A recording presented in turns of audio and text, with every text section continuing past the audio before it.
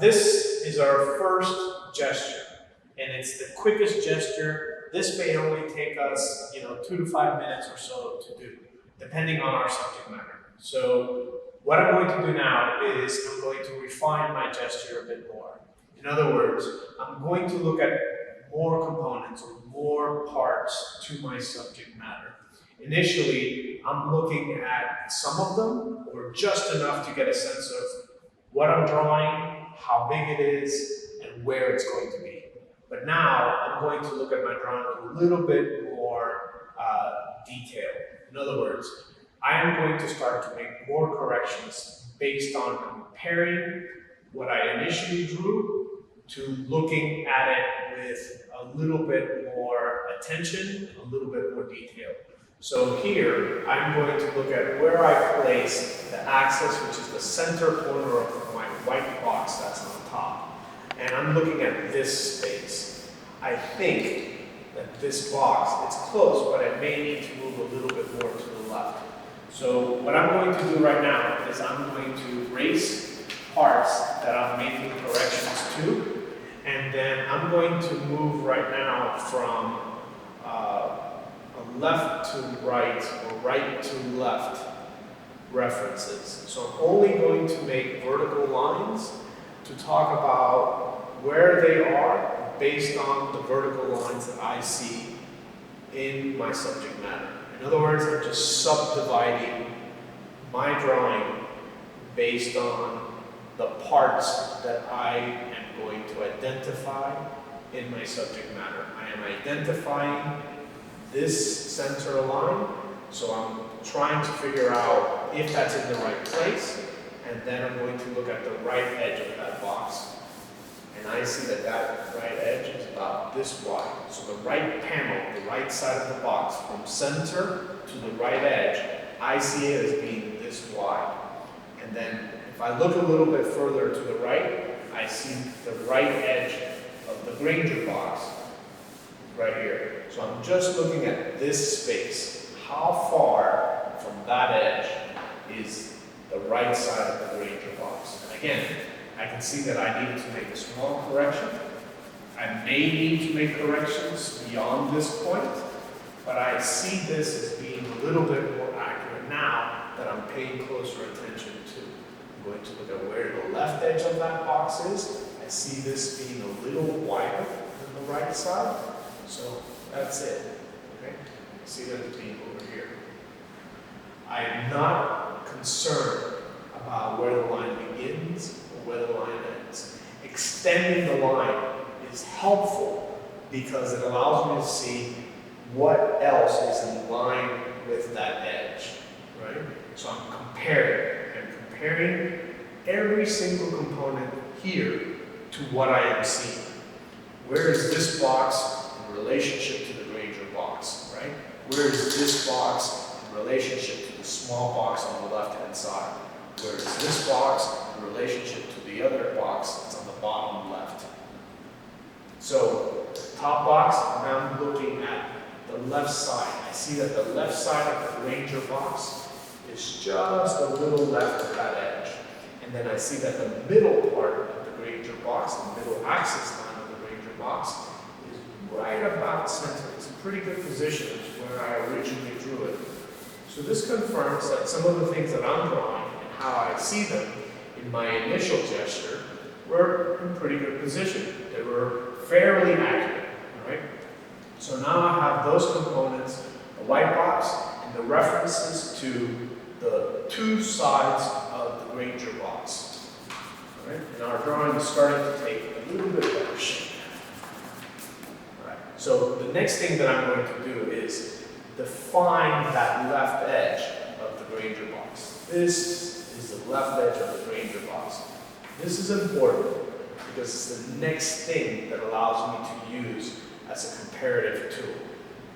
What I'm looking at here is how far the right edge of the small box, right, is in relationship to the left edge of the Granger box. This negative space, this empty space here, how big do I draw it compared to how I see it, all right? And I think that that space, again, looks pretty good. It's right there. Then I'm just going to look at the other part of that box. So how far is the center of that box? Somewhere around here. Right? And then I'm looking at the left edge of that box. Left edge of that box, somewhere around here. See a little bit more of the left side.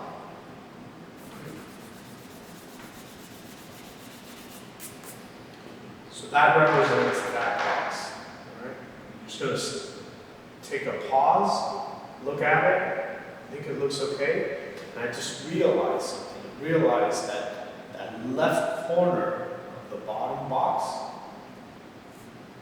is coming very close to my edge. So I may need to make some corrections here, but they're going to be subtle. I want to make these corrections now. So this is important.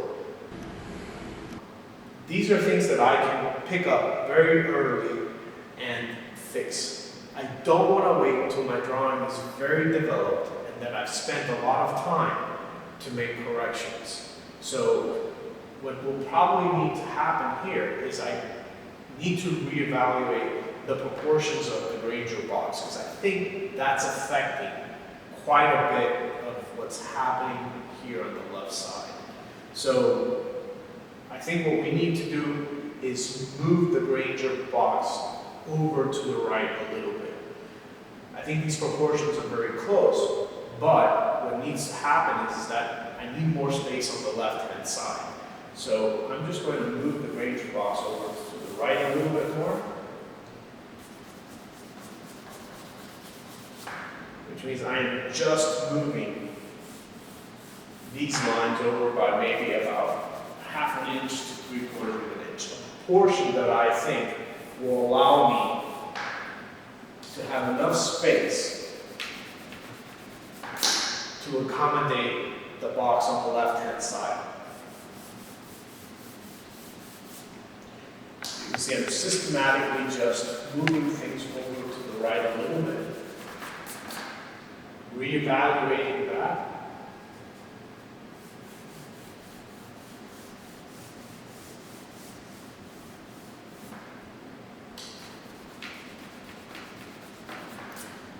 Sometimes a small correction makes a big difference. So it may seem insignificant, but when it all starts to come together, it can have a pretty big impact. Again, I know that there are probably still a few things here that I'm going to need to make other subtle improvements to, but the most important thing that I need to establish right now in my drawing is that my drawing is going to fit. I don't want to get too far and just realize that, oops, I don't have enough space. You know, what now?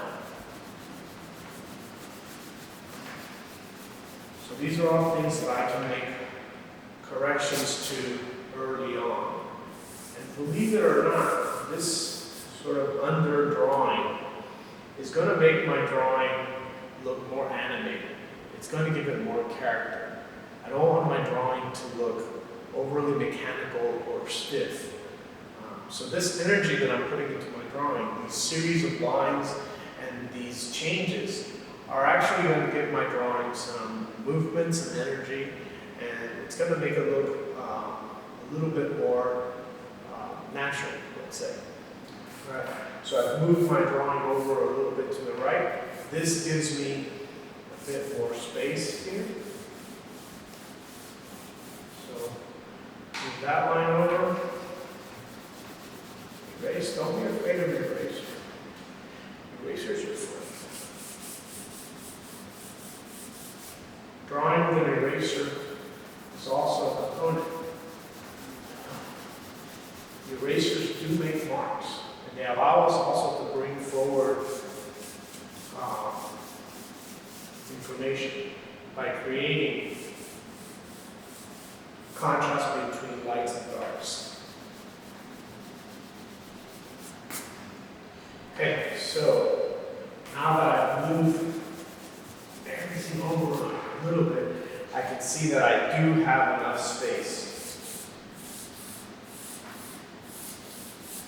And I still have a little bit of extra space here if I need to make another bit of corrections. But this looks better to me. Right now, these proportions that I have drawn seem to be more accurate to what I see, and they also fit my page better. Proportions are the individual parts to the whole. So the proportion could be something as basic or as simple as how wide is the left side of the white box compared to the right side of the box. Proportions can also mean how big is this box here compared to this box, right? So it's any system of measurements that can allow me to compare one thing to the other as far as its size. How big is this compared to that? And what I'm doing here in this part of my drawing is trying to determine if I draw something to this size, is it proportionately accurate to the other parts of my drawings, to the other box, for example? If it isn't, then I need to make that change. So if I draw this box too large, it's going to affect this size here. It's going to affect everything else. So this applies to everything, even people. If you start off by doing a drawing of somebody, and you start by drawing the eyes, right, without considering the entire head or the entire body, if you draw those eyes too large, it's going to affect the rest of the drawing, right? So it's much better to establish how big that portrait, let's say, is going to be before you start worrying about the details of the features and so forth. Because if you don't have that initial proportion correct, nothing else will be right on your drawing. So that's what we're working on here. We're working on establishing those proportions. Once I establish this part now, I'm going to move to the box that's on the bottom. So these three lines simply represent the right and left side of this smaller box here. Okay. Now what I'm going to do is look at the bottom box. I know that this bottom corner, the center corner of that box, which is now a little bit more left than what I originally drew it, it's somewhere around here. Okay. This part is lower than the bottom corner of the Granger box. I can see it. If I take two horizontal lines, you can see that this is higher than this, right? So that's what I'm doing. I'm creating a visual reference that's based solely on vertical or horizontal lines. I'm not worried about angles right now. So I see that corner being right in between this side. And I see that corner being a little lower. What I'm doing here is I'm realizing that the Granger box is probably a little longer this way than I originally drew it. I just made another horizontal line. This is the center corner of the middle box. And then what I am noticing here is that the right edge of that box on the bottom is right around the middle of the left panel of the Granger box. Okay? This line represents the right edge of the bottom box. And I'm just looking at this width. I'm comfortable with that. This represents the left side of the box on the bottom left. This represents the right side of that same box. Okay?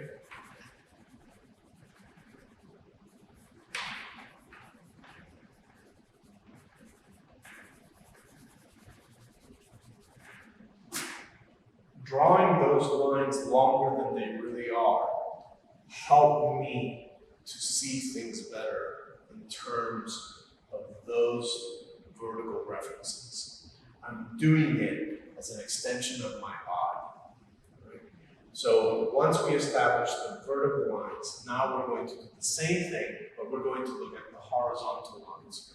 We're going to look at the height of objects. So before we were looking at the width of objects, now we're looking at the height of objects. Top of the white box, I still feel comfortable with this height, so I'm going to reconfirm that. I still feel comfortable with where the bottom of the ranger box is. I feel comfortable with that. So I need to look at this box right now. This box for me is the one that's less established. So I want to look at where the height of that box is in relationship to the Granger box. And I'm going to make a line here that represents that. In other words, I'm just looking at this space. How long is this space in relationship to this space? For me, it's like a third. Okay? So third means that this repeats about 3 times. So this for me has become the top of the small box on the left-hand side. Now all I'm looking at is how tall that box is. Again, I'm not drawing angles. I'm just looking at how tall that box is. Here's that box, right? Here's the center. This is the right. This is the bottom.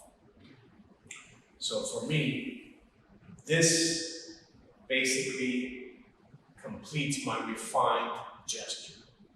I feel comfortable with this part of my drawing as it relates to visual proportions and scale.